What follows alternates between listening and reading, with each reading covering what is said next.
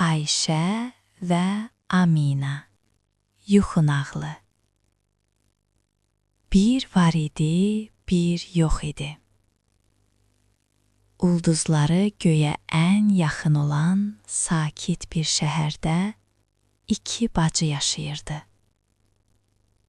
9 yaşlı, ağıllı və cəsur Ayşə və 4 yaşlı, şirin və mehriban Amina.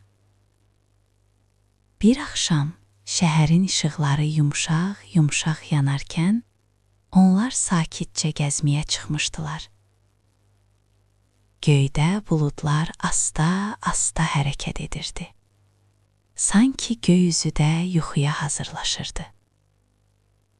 Balaca Amina isti kakaosunu balaca əlləri ilə tutmuşdu və bacısına baxıb gülümsədi.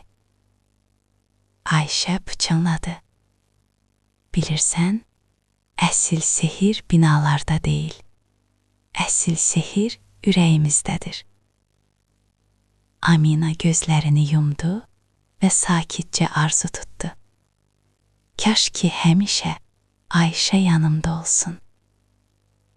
Elə həmin an yüngül bir külək əsdi. Ağaclar xışıltı ilə layla oxudu. Şəhərin işıqları biraz da yumşaq parladı. Ayşə bacısının əlini tutdu və ürəyində dedi: Biz birlikdəyik və bu ən böyük sehirdir.